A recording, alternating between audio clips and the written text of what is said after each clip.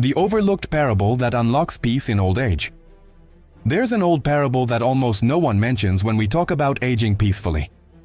It's not about accumulating wealth, it's not about conquering the world, and it's definitely not about looking younger than we really are. It's a simple, almost forgotten story, but one that carries within it a truth so profound that it can completely transform the way we live our final chapters. The parable tells of an old gardener who spent his days tending a small garden behind his house. He didn't have much, his house was modest, his clothes were simple, but there was something about him that intrigued everyone who knew him. It was a serenity that seemed to come from somewhere very deep. The people of the village said he was the happiest man they knew. And this was a mystery because his life had nothing extraordinary in the eyes of the world. One day, an ambitious young man came to visit him. This young man was tormented, despite having everything society said he should want. He had a successful career, money in the bank, recognition. But something inside him was restless, an anguish that grew as he thought about the future, about aging, about the idea of losing his strength and relevance. He had heard of the old gardener and needed to understand his secret. The young man arrived anxious, with 1,000 questions on the tip of his tongue. But the old man simply smiled and invited him to sit beside him while he watered the plants. For hours, they remained there in silence. The young man was impatient. He wanted answers. He wanted formulas. He wanted something he could apply immediately to his life. But the old man continued at his tranquil pace, touching the earth, observing the leaves, removing weeds with an almost reverent gentleness. Finally, as the sun began to set, the old man spoke. He said that for many years of his life he had been exactly like the young man before him. He had pursued success with a ferocity that consumed every moment of his days. He built businesses, accumulated property, sought the recognition of everyone around him. And he achieved all of that. But when he reached 50, something inside him began to crumble. He realized he had spent entire decades in a race without a destination. Each achievement only revealed a new mountain to climb. Each recognition only fueled an insatiable hunger for more. And then, when his body began to show the first signs of aging, when his energy was no longer the same, when younger people began to occupy the spaces that were once his, he felt a profound terror. It was as if his entire identity had been built on quicksand, and now everything was sinking. It was during this time of crisis that he met an old master who told him a story. The story of a tree that grew on top of a mountain. During spring and summer, this tree prided itself on its vibrant green leaves, its strong branches that stretched to the sky. It compared itself to other trees and felt satisfaction at being taller, more leafy, more impressive. But when autumn arrived, it panicked. It saw its leaves change color, begin to fall, saw its glory fade. Every year this cycle repeated itself, and every year it suffered with the arrival of autumn. Until one day a wise wind passed through its branches and whispered a truth it had never considered. The wind said that the tree's beauty was never in the leaves it displayed, but in the roots it cultivated. While it was obsessed with outward appearance, with what others saw, its roots worked silently, deepening into the earth, connecting with something much greater than itself. And it was precisely during the autumn and winter months, when it seemed most vulnerable, that its roots grew strongest. The old gardener told the young man that this parable had completely changed his life. He realized that he had spent decades focused on the leaves, on outward appearances, on what was visible and impressive. But he had completely neglected his roots. He didn't know who he really was when he stripped away all achievements, all titles, all external validation. He was like a tree with enormous branches but shallow roots about to fall with the first gale. That's when he decided to radically change his life. He sold his businesses, simplified everything, and began to do what many considered madness. He started cultivating a garden. But this garden was only the external symbol of a much deeper work he was doing internally. He was finally taking care of his roots. And what are these roots the parable speaks of? They are the things that don't age, that don't diminish with time, that don't depend on the world's approval.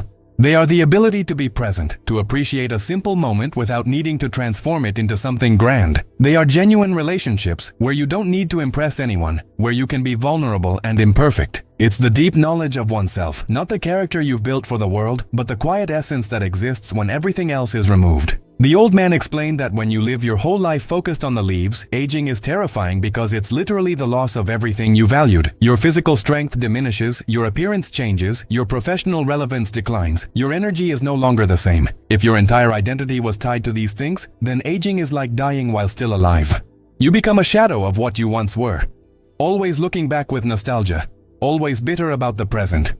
But when you begin to cultivate your roots, everything changes. Aging ceases to be a loss and becomes a revelation. Because the things that truly matter not only remain, they deepen. Your capacity to be present increases because you are no longer so distracted by frantic ambitions. Your relationships become richer because you finally have the time and wisdom to nurture them properly. Your sense of peace grows because you are no longer proving anything to anyone. The young man listened to all of this and asked the question that had been burning in his chest. How to begin cultivating these roots? How to make this transition when his entire life had been structured around the leaves? The old man smiled with deep compassion, as if recognizing his own journey in the suffering of another. He said, "There's no magic formula, but there is a beginning, and the beginning is simply to stop. To stop the relentless race for more. To stop filling every moment with productivity and distraction. To stop measuring your worth by what you achieve or by what others think of you. This stopping isn't giving up, it's waking up. It's creating space for something deeper to emerge." He recounted that when he started working in his garden, the first few months were agonizing. His mind was accustomed to speed, to constant stimulation, to the feeling of building something important. Taking care of plants seemed trivial, a waste of time. But he persisted, not because he was sure it would work, but because he knew that the old way only led to despair. And slowly something began to change. He noticed that when his hands were in the earth, when he watched a seed sprout, when he simply sat in silence at dawn, there was a quality of presence he had never experienced before. It wasn't exciting in the conventional sense. There were no achievements to celebrate or milestones to reach. But there was a depth, a connection to something greater, a feeling of finally being at home in his own life. He realized that the world is obsessed with adding more, with expanding, with growing externally. But the wisdom of aging lies in subtracting, in simplifying, in deepening. It's learning to find a universe in a single quiet afternoon, in an honest conversation, in a moment of genuine gratitude. People think this is resignation, that it's accepting less, but in reality it's discovering more, much more than you ever imagined possible.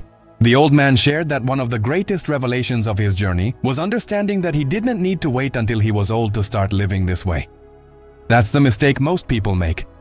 They think youth is for conquering and old age is for resting. But this division creates a fragmented life, where you sacrifice decades chasing things that ultimately don't satisfy, only to arrive exhausted and empty at the stage that should be for harvesting. True wisdom, he said, is to begin cultivating your roots early, not to abandon your responsibilities or ambitions, but to balance them with inner work, to build an external life while also building an inner life. Because when you do that, each phase of life has its own beauty. Youth has energy and possibility. Maturity has wisdom and depth. Old age has peace and integration. But when you only cultivate the leaves, when all your energy goes outward, you waste your youth on anxiety and reach old age in despair. You become that bitter person who lives in the past, who complains about the present, who fears the future. And this is not an inevitable consequence of aging, it is the result of a life poorly lived, of choices that prioritize the superficial over the substantial. The young man was visibly moved. Tears streamed down his face as he acknowledged how many years he had wasted on empty pursuits. The old man placed his hand on his shoulder and said something the young man would never forget. He said that there is no such thing as wasted time, only necessary time. Every experience, every mistake, every moment of pain is part of the journey that leads us home. The point is not to lament the past, but to decide how you will live from now on. And then the old man revealed the deepest part of the parable, the part that is rarely told. He said that the roots of the tree not only support it, they also connect it. Beneath the earth, invisible to the eye, the roots of different trees intertwine, forming a network of communication and support. When one tree is in difficulty, the others share nutrients through this network. When one has abundance, it distributes to those in need. This, he explained, is the true meaning of aging peacefully. It's not just about cultivating your own roots, but recognizing that you are part of something much bigger. It's understanding that your life is not an isolated journey of individual achievements, but a thread in an infinitely complex and beautiful tapestry. It's realizing that your value lies not in being better than others, but in being authentically yourself and contributing your unique note to the symphony of existence. When you live from this perspective, aging isn't a tragedy. It's a natural transformation where you gradually let go of the ego and embrace something more genuine.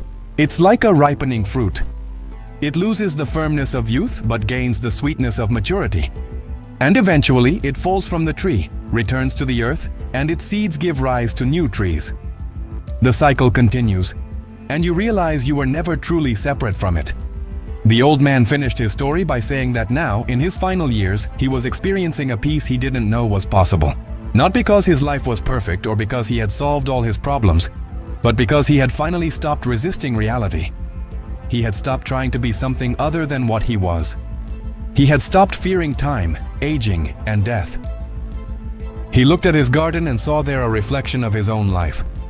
The plants grew, blossomed, withered, and died, and it was beautiful at every stage. There was nothing tragic about it. It was simply the dance of existence. And he had finally learned to dance along without resistance, without fear, only with a profound gratitude for being able to participate. This is the forgotten parable that can unlock peace in old age. It's not about conquering the world or staying young forever.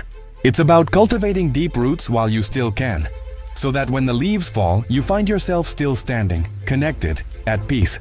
It's about understanding that life isn't a straight line of progress, but a cycle of seasons, each with its own beauty and purpose. And it's about having the courage to live from the inside out, even when the whole world tells you to do the opposite.